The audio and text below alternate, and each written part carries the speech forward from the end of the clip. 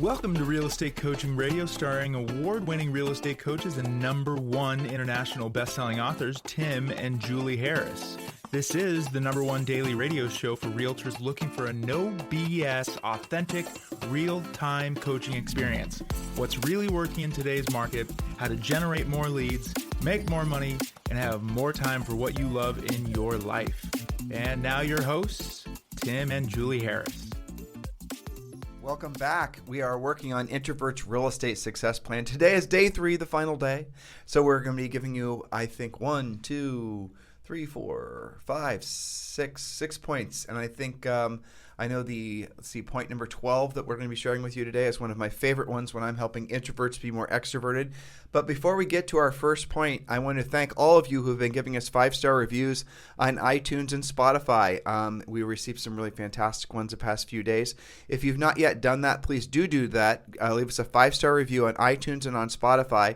And everyone who does so is going to qualify to receive a signed copy, an autographed copy of our best-selling book called Harris Rules. Yes, you're more than welcome to purchase Harris Rules. It's available everywhere, including Barnes & Noble and obviously Amazon for $20. Or you can just give us a 5-star review, which takes you about 2 seconds and costs you no money whatsoever. And we'll be happy to enter you into the contest. I have a feeling this contest, everyone's going to be a winner. It could be. Get moving. I just have a feeling. So yes, please do so. And thank you for all of you who have done that so far. And thank you always, again, to all of our loyal podcast listeners, all of our loyal coaching clients, dare I say fans. Mm-hmm. That word makes me uncomfortable. But thank you very much for keeping this #1 listened to daily podcast for real estate professionals in the United States. All right, before we get to point number 10, remember, listen to the previous 9 points on the previous 2 shows, also titled the same thing, Introverts Real Estate Success Plan. We have obviously been dealing with a lot of change that's affecting the economy. And these are all changes that Julie and I, if you listen to our podcast, have been preparing you for years, literal years. And in earnest, I think, in really the last 2 years, because that's when we started noticing the amount of change happening at a quickening pace because of COVID. And then when we saw the government print, quote unquote, trillions of dollars, we knew that there was going to be some kind of negative ramification in the long run. And that's what we're experiencing now with inflation. So what we're going to be sharing with you guys today, before we get to, again, point number 10, are some of the things that Julie and I have been noticing. Now, if you will remember, a couple weeks ago, Julie and I offered Julie's personal coaching, and the reason is because we wanted to.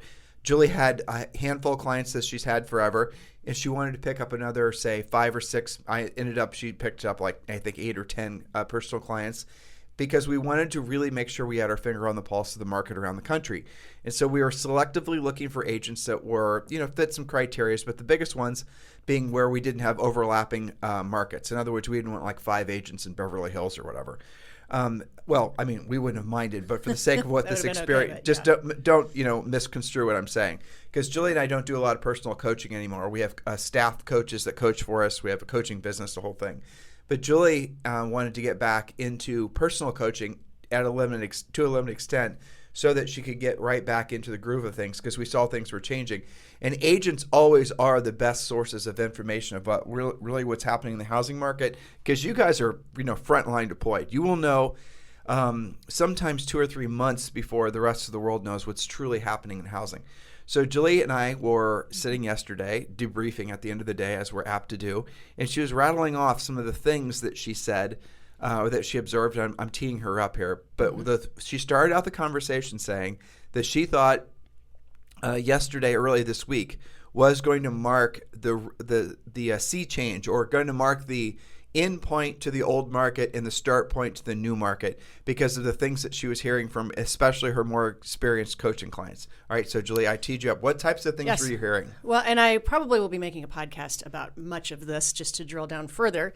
But this is from the front lines this week. And the first thing that I noticed, because as my primary goal as a coach is to help my coaching clients move forward with what they're dealing with and to take them to the next level faster than they can do on their own. So that's my primary directive. Because of the market, really. Especially because of the market. But that said, while I'm talking to them, I'm also jotting down different notes about what they're saying to me so that I can connect the dots and see if something is going on at large. Because, like this week, I had varied calls anywhere from Chicago to the Ozarks to Florida to Alaska to Montana, 2 clients in Wisconsin. It's pretty much everywhere, right? The middle of the country, both coasts and beyond. We even have a client in Guam. So here's the thing that maybe almost shocked me in a way. I had literally 5 calls, 5 out of 6. And the only reason the 6th wasn't like this is because it was a newer agent. But my other 5 were very experienced agents who have listing inventory, who are doing deals. They have 5 to 10 pendings apiece, okay?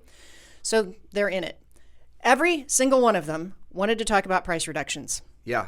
And I thought that was very interesting because it has been a long time since I had a string of coaching calls from different parts of the country that all had similar themes, which was price reductions. And those price reductions ranged from $10,000 to about $100,000. So let's set this up. We've been coaching I always have to remind myself, we have tens of thousands of listeners, and not all of them have been listening to us for years. Right. But Julie and I have been, been in the real estate industry for over 30 years. And we bought our first house and did our first transaction in our early 20s. Right. Now we're a little older than that. A little. And we've been through many downturns, but we've been in a coaching business. We've been through really 3, arguably 4 downturns. And what you're describing, and this is what we talked about yesterday, was what happened in, it was really 2006, late 2006. Mm-hmm. And late 2006, and I don't remember actually what month it was.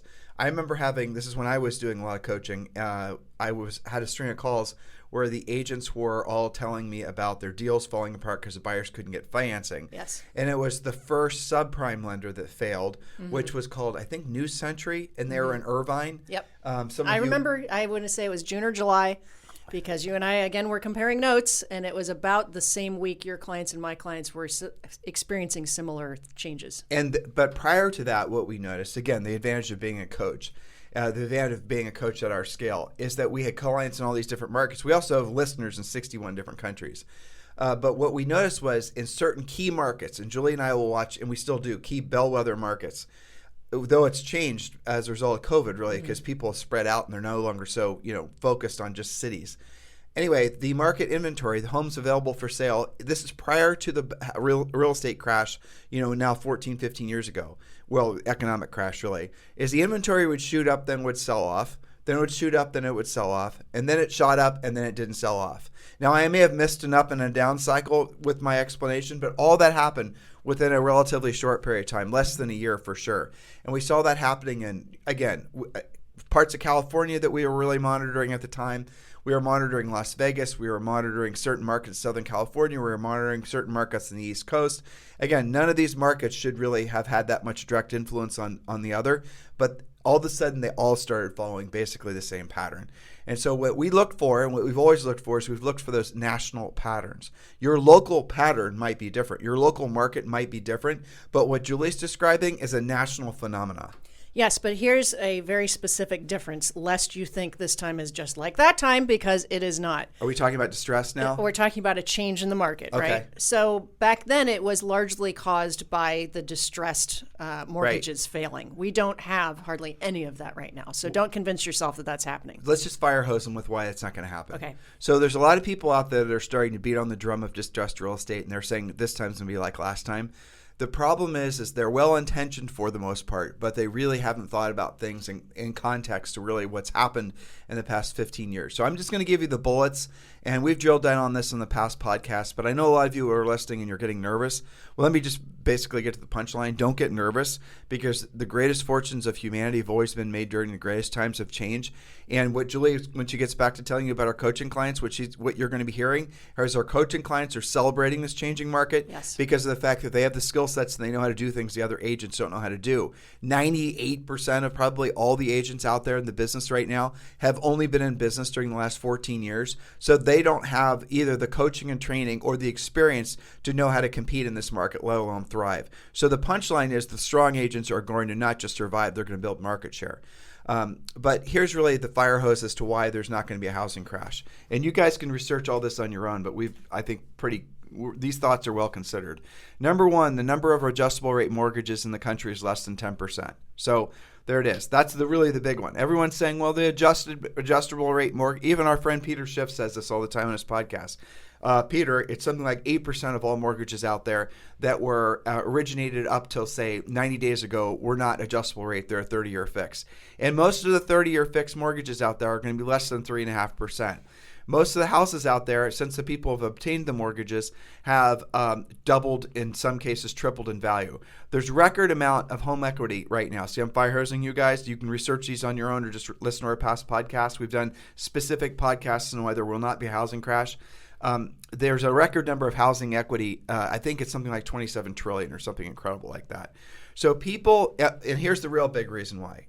After COVID, you'll all remember that there was this new, frankly, we thought it was very well considered, albeit not, in alignment with a traditional capitalism or, free markets or any of the rest of it. So just, don't conflate what we're saying here, because we realize there's unintended consequences of what we're about to say that are on the negative. But on the positive, when COVID hit, one of the first things the government did was basically order the servicers, who are all the big banks who's are collecting your house payments, to allow people to do forbearances for extended periods of time. I know there was a little confusion about that when those first came out, and Julie and I were telling you on the podcast what the rules were, and hopefully you actually listened to what we said, and then you didn't have to make a house payment for 12 months, in some cases longer, and there was no hit to your credit, and all the unpaid payments with no added penalties were put on the back of your mortgage. In other words, you were able to stay in your house payment free. Now, why did the government do that? And that was, and again, in our opinion,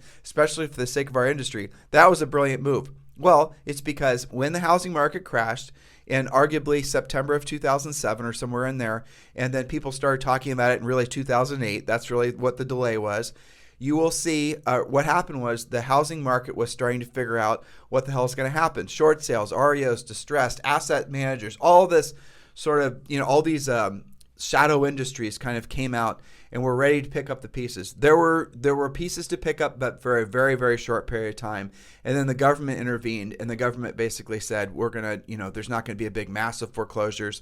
And as a result of that, guess what happened? There were loan mods, there were loan workouts, there are all these different programs that got put in place that put an end to all the distressed relatively quick.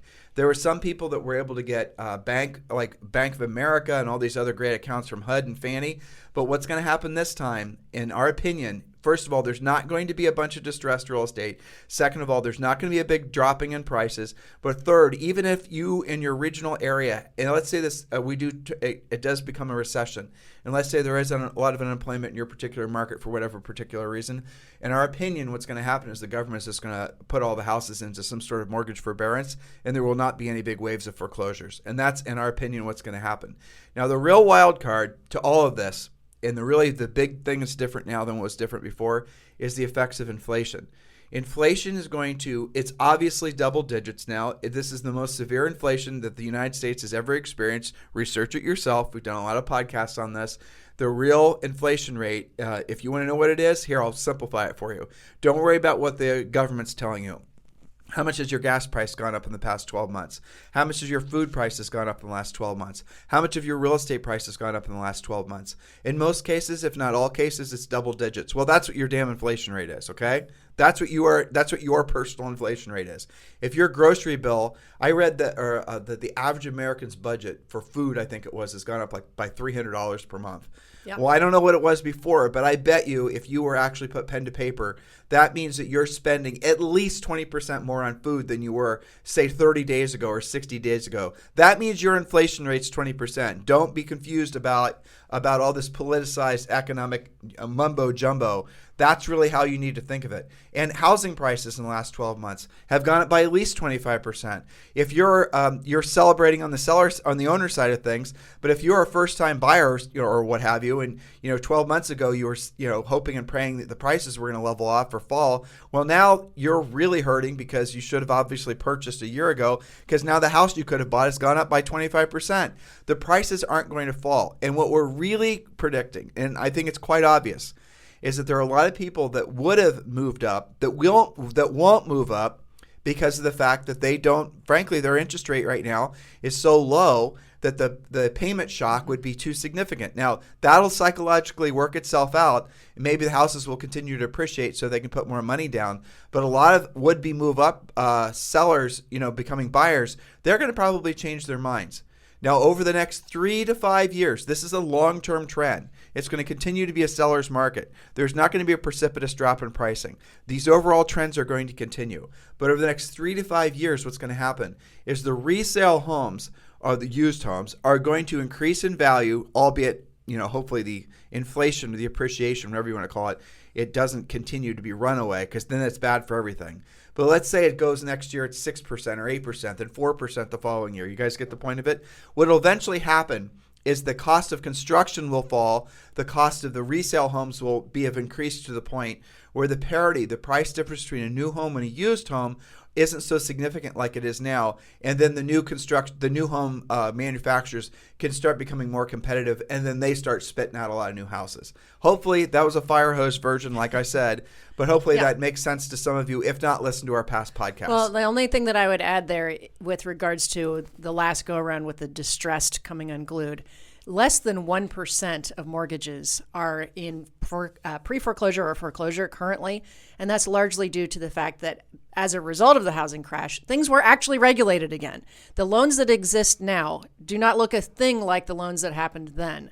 People have historically high credit, historically big down payments. They have solid jobs. These are not high-risk loans. No. So that's a major difference. And, of course, people have equity. And when people have equity and low interest rates in their mortgage, they don't tend to bail on the house. Well, if you called during the start of the housing crash, if you were to call your bank and say, I can't make my house payment, I don't know what to do, they're probably going to allow you, this is back before there were regulations and rules put in place, they had to follow whatever the bank's regulations were, but also the state's regulations. So in California, that means you maybe could have gotten away with not making a payment for a month, but then on the second month, they're going to file a notice of default. And by the third month, the foreclosure proceedings are going to start. And this was before the Obama administration and all these other rules and regulations got kicked into place. About a year after the whole thing started, none of that regulation, none of those laws were put in place. You guys remember during COVID when they came out and said landlords can't evict? Well, the similar things, I always have to remind myself that not a lot of you have been in the business for very long. The same thing is going to happen again. So despite the fact that there's a lot of people that want you to believe that there's going to be a whole bunch of distressed real estate coming, it doesn't intellectually make sense, but it doesn't make sense based on the history over the past 14 years saying how the government's going to intervene. If you want to know how the government's going to act, you want to know how things are going to happen, look to see what's happened post-COVID. That is the new playbook for essentially what's going to happen in housing if there's any kind of precipitous problems in any particular markets, but there won't be. Nope. So the moral of the story here is all this fear, all these headwinds, these emotional anchors that are going to hold people to the shore, that's going to have obviously an adverse effect on the market, but you cannot allow it to have an adverse effect on your personal economy or your personal market, as in what goes on between your ears, because there will still be millions and millions of people that have to transact.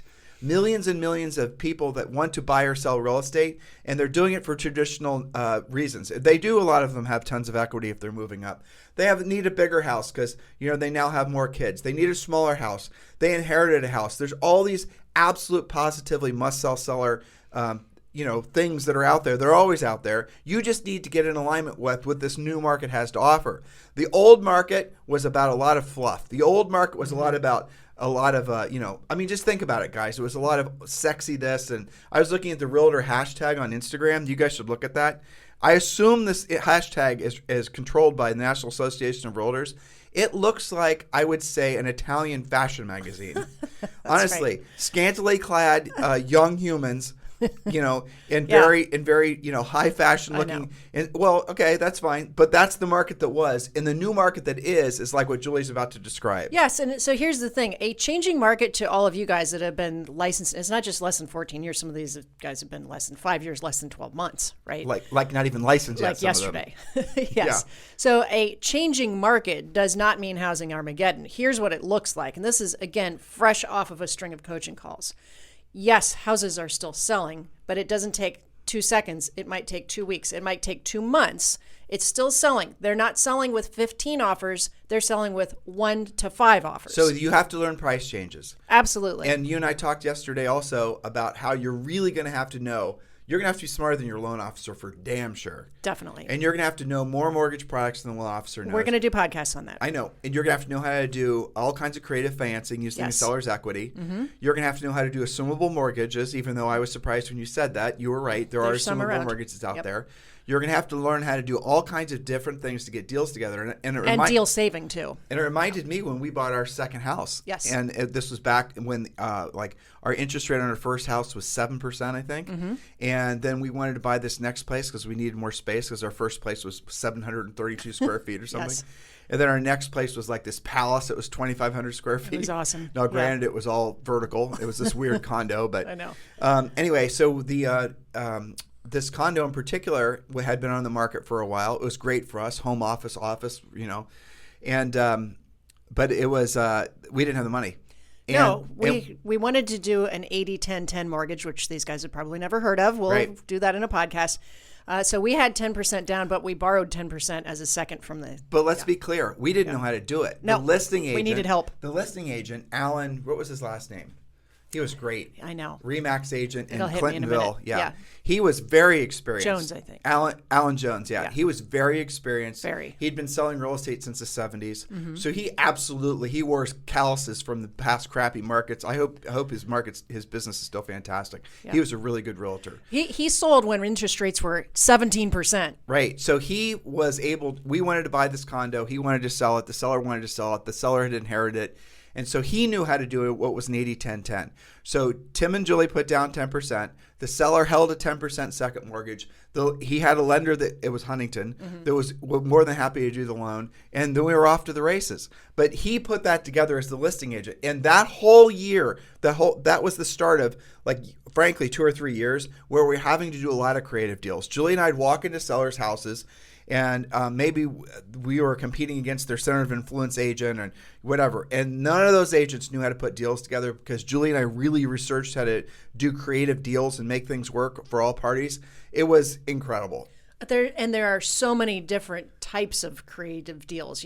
We had gift money deals. We had second mortgages from the seller. We had owner financing. We had all sorts of things, which most of you have either never heard of or never actually had to do. Now, I'm not saying that that's going to be every deal you do, but you're going to see a much wider variety of types of transactions that you're going to have to get a skill level with, or you're going to do fewer transactions. That's just the fact. And I know this because my experienced agents and brokers have already said that they are having the less experienced agents freak out and call them and say, all my, first-time buyers went away, so I don't have them to work with. I don't know what to do. I'm having a hard time lead generating. I don't understand this market. Things are changing. What do I do?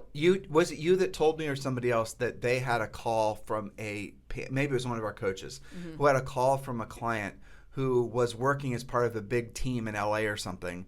And the big team in LA now was asking for all the team members to start allowing the team lead to have full access to their CRM so they could actually see how frequently they've been doing follow-ups. That's right. Was that you? There are several versions of that, but yes, that was one of my calls. And so what was probably happening is that team leader was planning on getting rid of their team or downsizing their team, and they were going into all these agents' CRMs, which frankly they should have had access to in the first place. Yep. And they were seeing which of the who were the active clients based on the levels of communication. And Julie and I's guess was that team leader was going to take those leads back and get rid of all those agents because of the fact that they were worried about their own economy. See what happens is in a market like what we're leaving. So many of you, especially teams and brokers, you've gotten so focused on more units and more dollar volume, and you haven't been paying attention to the your net income. And it was always about, did you sell more houses? You got to add 5 more agents, and you're going to sell more houses and sell more houses and sell more houses. But the two things you haven't been paying attention to, not as acutely as you should have anyway, you've been feeling it, I'm sure, is your net income has not been increasing, but also your cost of doing your business has gone through the roof. The quality of the buyer leads that you've been producing, that you've been paying increasing fees for, the quality of the buyer leads, the motivation, the ability to purchase, let's just be careful with the word quality, has been on the decline. So you've been adding overhead, adding staff, adding things that require money. you've been, and at the same time, your ability to monetize those leads has been decreasing, and your own personal net income has been decreasing as well. Lots of research has been done on this. The average brokerage makes less than 3% net. The average team, you could argue between 10 and 15%, but most of the ones we've seen where they come to us and they want us to help them become profitable are below 10%.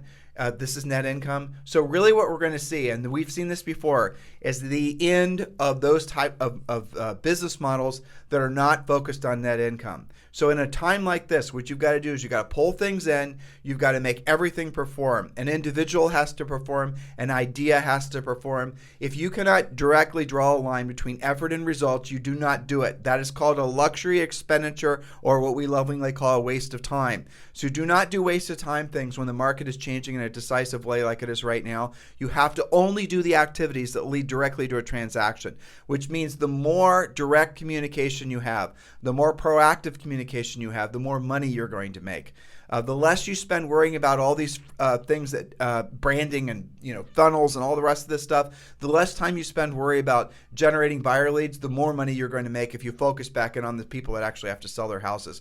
You will learn this from a lot of trial and error, or you can just accept what I said is true and save yourself possibly failing out of the business.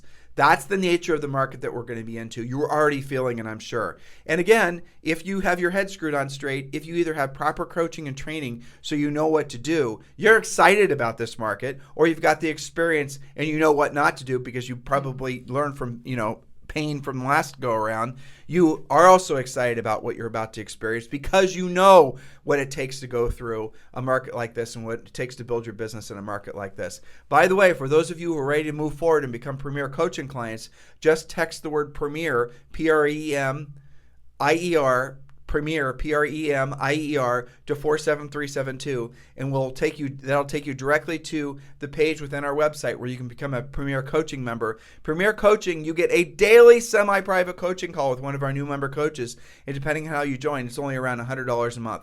And it's our complete system. It's the buyer agent system, the listing agent system. It's every single price change script. Every single thing that you need to build your business because of this market is included in Premier Coaching. We hold nothing back. So text the word Premier to 47372. And again, yes, this does include a daily semi-private coaching call with one of our great coaches. How are you going to feel in this market knowing that you're attached to something that is absolutely positively going to help you build your business because of this market? Stop feeling fearful. Stop feeling consternation. Stop feeling doubt. Start being excited. And the best way for you to do that is get right back on the right course. So text the word Premier to 47372. And remember, message and data rates may apply. All right, Julie, let's get to these next points. And we're looking forward to that podcast that you're going to write. Yes, thank you. No pressure. No pressure. All right, point number 10. I'll read the first point and you can read the meat of it, okay? Again, we're doing part 3 of 15 points that will transform your business and personal life, specifically for our introverted listeners and friends. Go ahead. Okay, this is point number 10. You can listen to the first 9 points in the 2 previous shows. Befriend, this is Julie's hack, by the way. Befriend a total extrovert. Take them with you to social situations to help you get out and expand your center of influence. They will do all the work for you, and they know tons of people you probably don't know. They're great connectors. This works brilliantly with the right person. They'll understand you and help you with meeting and greeting so you feel more confident. Use your Ford script. That's family, occupation, recreation, dreams that we talk about all the time on the podcast. But use your Ford script with the new people that you're meeting. So being friends with somebody who is already exactly like this naturally is a huge advantage, both socially, business-wise, personality-wise. It's a good thing. And what does that mean? It means in the literal sense, be somebody who's a big extrovert's wingman. Yes. That's really what it is. And then when you go to parties or social interactions where you might not feel comfortable, you can have them break the ice for you, and they'll do it continuously. Introverts are going to have a tendency to want to lock into 1 or 2 different people. Depending on the social environment, that might just be fine. But for the most part, you as a real estate practitioner, your job is to help people, and your job is to meet as many new people as possible. And so you're going to want to spend a little bit of time, get to know them. We listen to the previous 2 podcasts on how to do that so that you're not having to feel painful having conversations with strangers. And then obviously you want to make more contacts with more people. Don't just go to one social event. and only talk to one person. Go to a social event and challenge yourself to talk to 5 or 6 different people every single time you go. Get their contact information. That's how you expand your centers of influence and past clients. Point number 11. Point number 11, this is a mindset point. Understand that you are not actually a freak. Okay, so many successful agents are introverts. You might be surprised when you meet them to see what they're really like. Listen to our previous interviews with many of them. They're usually the secretly successful types because they're not constantly on social media bragging about their awards.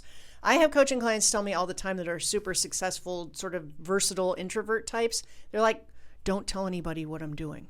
You know, Totally. or don't share my pre-listing package, or they don't want it splashed all over the world. That's why you don't always know who they are. Well, I'll say this as well too, and this is a good point. We haven't mentioned this in 2 shows. You don't have to be a specific personality type. Now we're talking about DISC again. Yeah. You don't have to be have a specific personality type to be successful in business and life. What you ultimately want to do, and this show is about introverts, not about personality types. I'll give you a link to take a personality test here in a second. But if you can be successful no matter what your dominant and really not dominant personality types are. Don't let anybody brainwash you into thinking. And this happens all the time. I've seen this. I've heard this. It pains me to listen to people tell other people that their probability of being successful because they're not natural extroverts is lower. That is such bullshit. You've got to be you have to realize, here's a little pseudoscience. Pseudoscience is a nice way of saying fake science. So anytime you're taking a self-administered test, it by its very nature is pseudoscience. So a DISC personality test, that means that you can actually answer the questions in such a way that the results will vary. It does not matter how long the test is, how manipulative the questions are. At the end of the day, any self-administered test is going to be it's going to be pseudoscience. Full stop. Just remember that. With that said, if you do want to have a personality test assessment done, and this is free. This is a site that Ray Dalio created, and Julie and I went through it. It was very well done. So much so we're just going to give you the link to it. Just text the word YOU, Y-O-U, to 47372. Text the word YOU, Y-O-U, to 47372. And it'll, obviously you have to click the link and say yes, and then we'll send you the link and you go take the personality assessment. At last time we checked, Ray does not charge anything for this. It works great. He's spent a lot of time trying to drill down on, I think, higher level of feedback and information, more so than just your standardized DISC test. Again, very well done. The website itself is great. Text the word YOU, Y-O-U, to 47372 and take your personality assessment right on your phone. But 99% of you are listening to us on your mobile devices. So that would be a great thing for you to do. And remember, message and data rates may apply. Point number 14, 12. right? Oh, Point 12. number 12. Oh, sorry. It's okay. Center yourself for 10 or 15 minutes prior to all appointments. Use a meditation you like or listen to a favorite playlist to boost your energy. Sit in your car before buyer and seller appointments and just breathe. Say your pre-listing prayer if that helps. We did a podcast about that. It's also in the Harris Rules book or in previous podcasts. So yes, take a breath before you send yourself into those appointments. I think it's very valuable to just center yourself, think about what you're doing, think about what your goals are, review your notes on the client, and just have your head screwed on straight. If you're somebody who has to game yourself or you're learning to become more high energy, one of the things you can do is frankly, have energy drinks. Yeah, I knew you were going to say that. Yeah, well, the Celsius energy drinks is, that's pretty good. How do you spell it? Celsius. We get them at Costco, but I think they're at most grocery stores. They do have caffeine, but they also have B vitamins, and B12. They taste pretty good. You can get carbonated or not, and they're good flavors. And there's not a lot of crap in them either, so they're not necessarily the worst thing. It's not like a Diet Coke, for example. Right. But you should, if you're somebody who has naturally lower energy, what would be a suggestion is that you dope yourself a little bit, just a little bit. You take and you put it in the Celsius thing. You can put it into a little dark colored water thing, and it's become, I think, a normal part of society that people walk around with water containers. So you can take that with you, and you could just keep your energy level higher while you're on the podcast, because we do it while you're at a listing appointment. And by the way, we did it when we were on listing appointments too.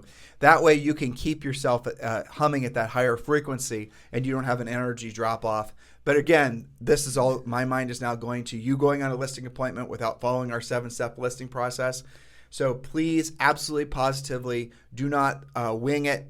Follow our 7-step listing process. Analytical types, introverted types, that's what you want to do anyway. So our process includes obviously proactive setting of the appointment, proactive lead generation, pre-qualifying, all the process. If you skip any of the steps, chances are you will not be successful. A good listing is worth too much money to wing it. So please take this seriously. Know how to actually get the listing. Don't just assume your personality is going to win the day. Even if you have the best personality ever, in a changing market like this, remember this, listeners, every single seller, even your mama, is going to become more selective in who they list their house with. Those of you who have been getting listings based on your personality, based on who you know, those are the types of agents that are the slowest to realize that their skill set is not really existent, that they've just basically been basing their ability to do business on their relationships. In a market like this, even if people know and love you, they're still not going to hire you if they're not confident you know how to get the job done. That's the reason skills-based agents in markets like this dominate. Point number 13, Julie. Point number 13, identify someone you admire and adopt and adapt the traits that they have that you wish to add to your own personality. This is not really just for introverts, by the way. I love my personal list. Audrey Hapburn, Helen, Mirren, Audrey Tatou. She's a French actress. Create your own favorites list to emulate. I have had guy clients do this as well, especially younger men who look like they're 12 still, like when you got into real estate.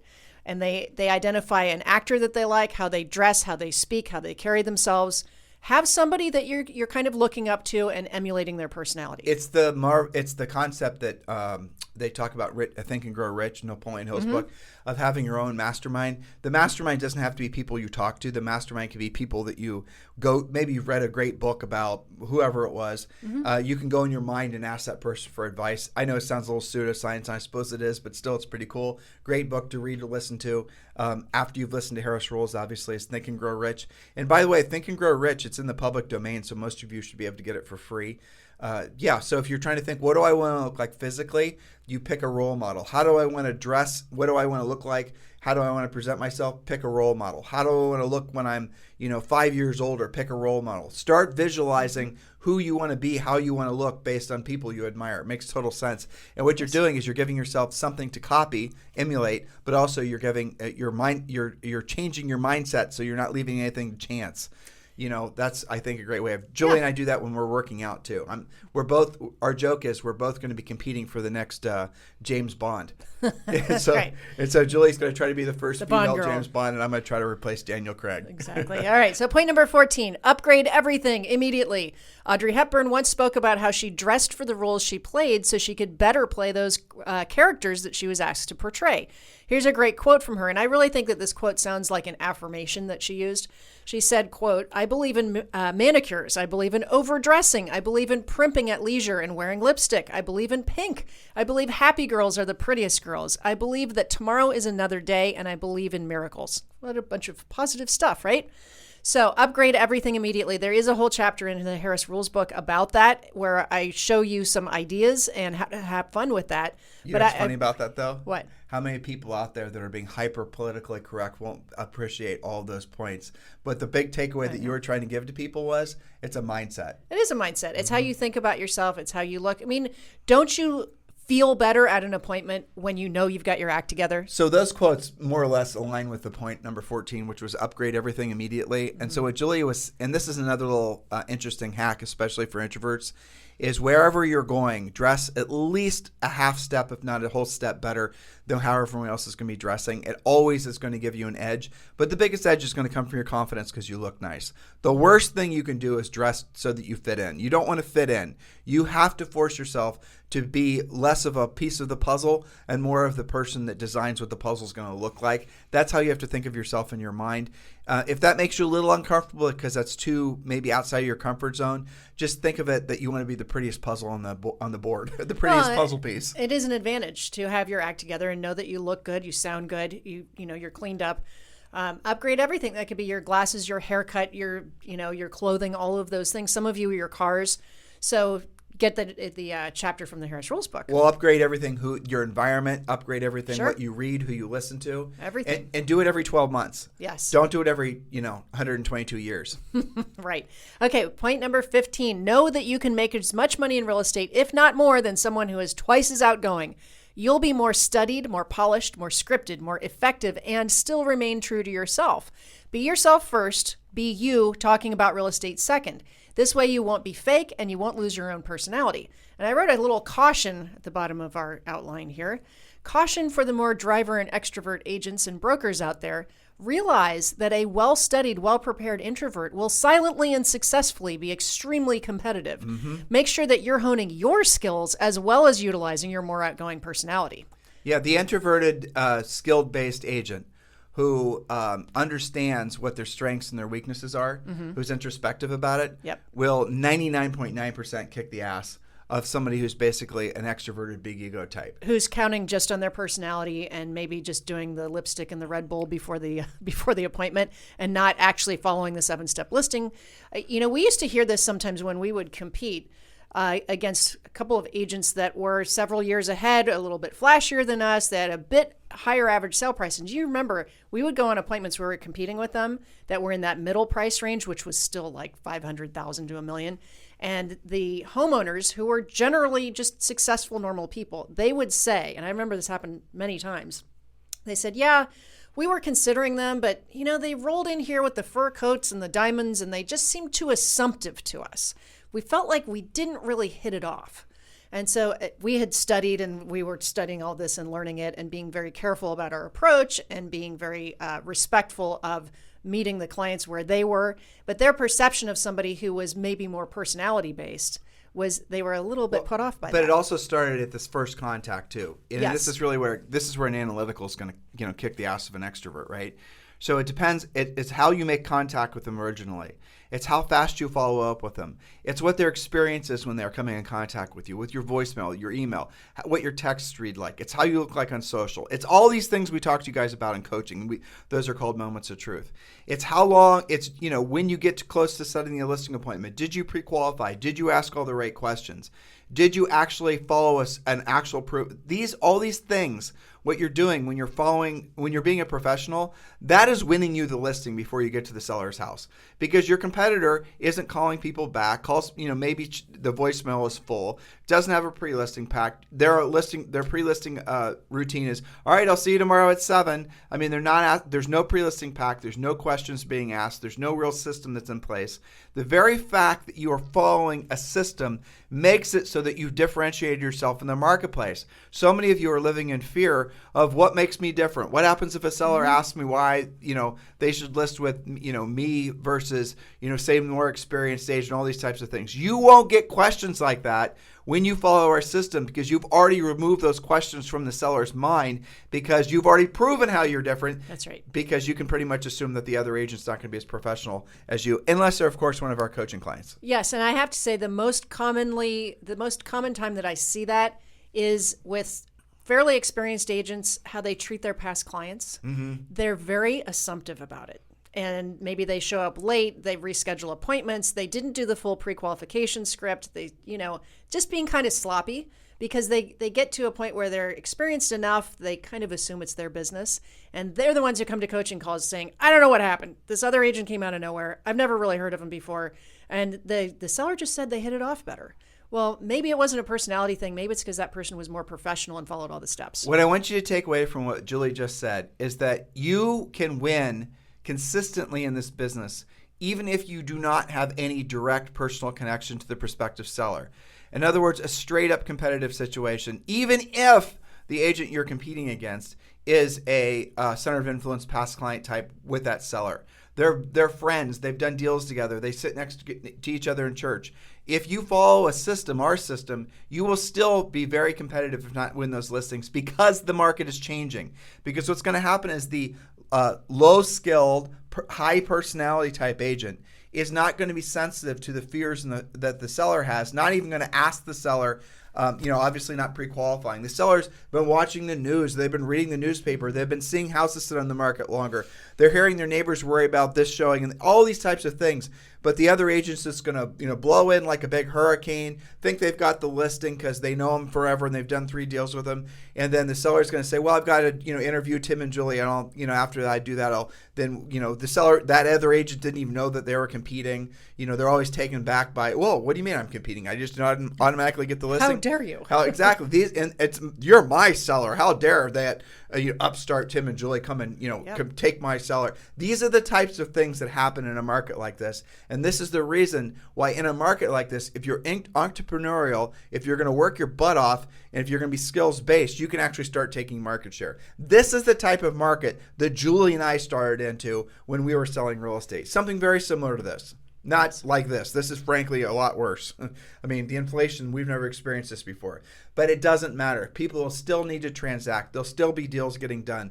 It's just they're going to be largely done by different agents. If you're a new agent, this is your market. If you're a grizzled veteran agent, I'm sorry, you got to put your gladiator outfit back on, and you got to get your butt back in the arena. You're going to have to stop resting on your laurels. You're going to have to stop doing the silly things that you've been doing, hoping and praying that it's going to someday result in your brand being so dominant that your influence was going to result in the whole world wanting to list their house with you. You're going to have to go back to being skills-based. You're going to have to go back to being focused, if you ever have been in the first place, on your net income. These are the types of things that I beg all of you not to procrastinate on, because if you do, 6 months from now, you're going to be in a very adverse financial situation. There is no reason to believe that anything's going to change in a meaningful way in the near future, call it 12 months. So what you're experiencing now, all that's going to happen 6 months from now, 12 months from now, is people will just be more conditioned to it. They won't be as surprised by double-digit inflation.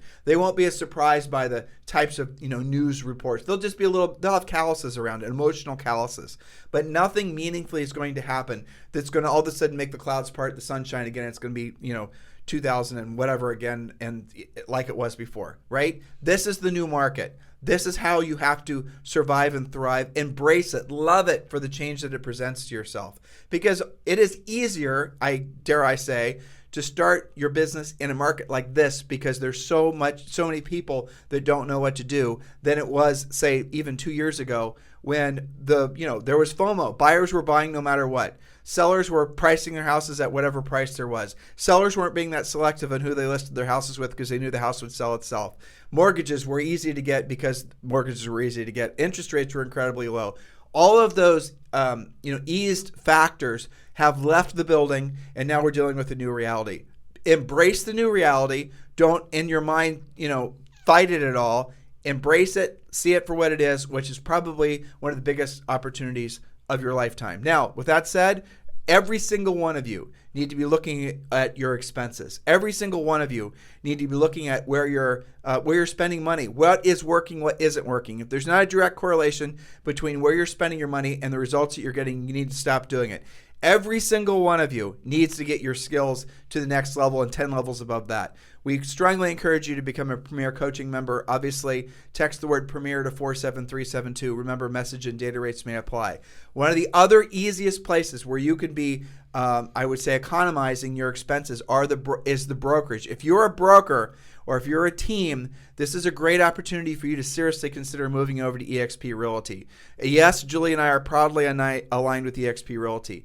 One of the, I'd say, top 5 reasons why we aligned with eXp Realty 3 years ago was because we knew there was going to be a market change happening, and we knew eXp Realty was perfectly positioned to adapt because they were already they already had the systems in place to deal with a changing market like this. Before you are wishing you would have, please do consider texting me directly at 512-758-0206. 512-758-0206. Yes, that's my real cell phone number. Do text, don't call. If you call, I will not answer. Do text 512-758-0206. Before you are wishing you would have, please consider your brokerage, your team. Even if you're an individual agent, this is the perfect time to join eXp Realty. Text me directly at 512-758-0206. All right, guys, you have a fantastic day. Again, sincere thank you for keeping this the number one listened to daily podcast for real estate professionals in at least the United States. It is our sincere honor and our sincere pleasure. Just remember this, guys. We are all built for this. You were built for this too. Don't be fearful. Don't think that interest rates and politics and all this is ultimately going to have an adverse, in other words, a bad effect on your personal life. That's your choice. If you choose to allow those things to have an adverse effect on your business and personal life, it's your choice. You can decide that. Or you can say, hey, you know what? Rising interest rates means I need to learn how to do different types of deals. Mm-hmm. Rising interest rates means I really need to focus on how to help more sellers. That means I need to learn how to become a listing agent.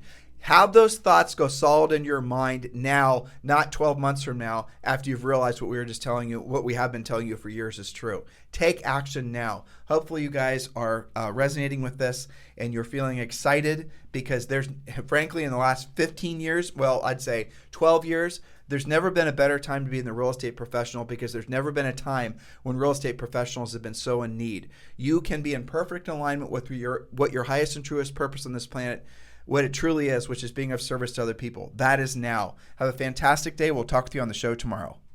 This podcast is a part of the C-Suite Radio Network. For more top business podcasts, visit c-suiteradio.com.